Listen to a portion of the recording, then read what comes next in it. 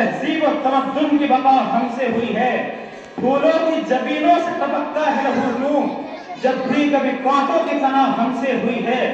ہم نے ہی تو سینچا تھا کبھی خون سے گلشن، کیوں بات سحر آج ہوا ہم سے ہوئی ہے. الغرض آزادی ہند کی کتاب کا ہر ورق مسلمانوں کی بے پناہ قربانیوں سے بھرا پڑا ہے، جس کے بغیر تاریخ کا ہر صفحہ ادھورا، اس کا ہر باب نامکمل اور ہر عنوان بھیگا ہے. میرے دوستو، آج کا حال اشکبار ہے، آہو پکار کر رہا ہے، چیخو پکار کی صدائیں دے رہا ہے.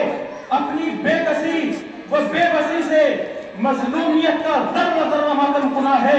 اٹھو تو صحیح، دیکھو بے قصور مسلمانوں کا خون، مسلمانوں کی بہو بیٹیوں کی عصمت و عفت کے دامن تار تار ہے. مسلمانوں کی زندگی سسک رہی ہے. ہائے یہ کیسی آزادی ہے. ہمارا مال محفوظ نہیں ہے، ہماری جان محفوظ نہیں ہے. ہمارے مساجد و مقابر کو منہدم کر رہے ہیں. کہیں لاؤڈ اسپیکر اذان کے خلاف مقدمہ بازی ہو رہی ہے، کہیں ان معصوم بچوں کو وندے ماترم پڑھنے پر مجبور کیا جا رہا ہے، کہیں اشتعال انگیز نعروں اور دل آزار بیانوں سے مسلمانوں کے جذبات و احساسات سے کھلواڑ کیا جا رہا ہے. ان کے خون کو پانی کی طرح بہایا جا رہا ہے. میرے دوستو، کیا تمہیں میرٹ میڈیانا یاد نہیں؟ کیا تمہیں گجرات کی خونریز داستان یاد نہیں کہ سینکڑوں عورتوں کی چھاتیاں کاٹ کر اور نوجوانوں کا سر قلم کر کے انہیں آگ میں جھونک دیا تھا، اور انتہائی پسندوں نے اپنی ثقافت اور بربریت کا ثبوت دیا؟ یہ دلدوز اور روح فرسا واقعات جب ہمارے سامنے آتے ہیں تو اس دل سے خون کے آنسو نکلتے ہیں اور ایسی آہ نکلتی ہے کہ اگر ہمارے اسلاف و اکابر کو اس کا تصور بھی ہوتا تو وہ کبھی اس ہندوستان کو انگریزوں کی غلامی سے چھڑانے کے لیے اتنی بڑی قربانیاں نہ دیتے. اگر انہیں معلوم ہوتا کہ اس ہندوستان میں مسلمانوں پر ایک دن وہ بھی آئے گا کہ مسلمان آزادی کی جگہ انگریزوں کی غلامی ہی کو پسند کرے گا، تو رب کعبہ کی قسم وہ کبھی شمشیر پر ہنا لے کر میدان جہاد میں نہ نکلتے.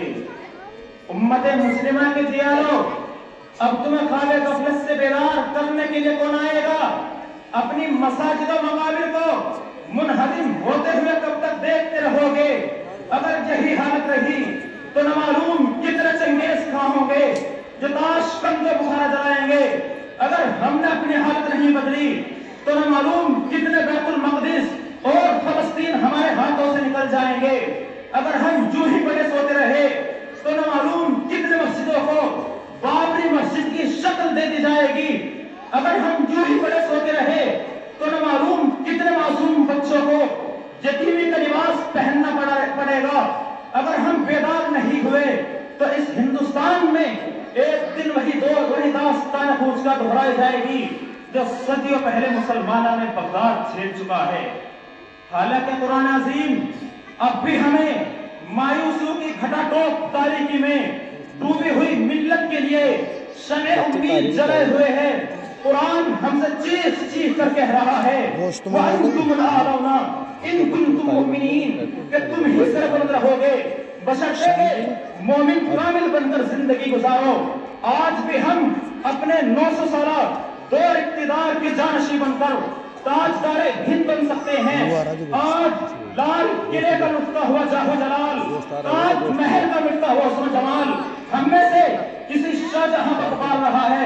یہ ٹوٹے پھوٹے خطرات کی نگاہیں ہم کو مایوسانہ انداز سے دیکھ رہی ہے، اور آج ہندوستان کا بچے دعا کر رہا ہے کہ اے ربا، کیا ہمارے لیے کوئی محمود غزنوی نہیں آئے گا جس نے راجہ باہر کو لوہے کے چنے چبوائے تھے؟ اے میرے مولا، کیا ہمارے لیے کوئی صلاح الدین ایوبی نہیں آئے گا جس نے بیت المقدس کی گود کو سجدوں کے لیے خالی کرایا تھا؟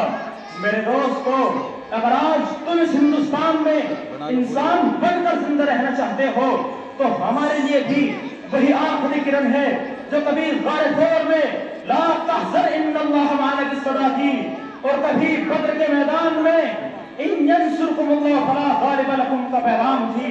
यही पैगाम और यही सदा आज हमारे लिए एक लुटे हुए कारवां के लिए एक आखिरी किरण है। उम्मत मुस्लिमा के दियालो, तुम इनकिलाबी उम्मत हो, तुमने हर दौर में हालात को मोड़ा है। आज हिंदुस्तान का मुस्तकबिल भी तुमसे इसी का मुतालबा कर रहा है। उठो, कुरान को पकड़ो, सुन्नत नबवी का दामन थामो, अपने अंदर रूह बिलाली और शान फारूकी पैदा करो।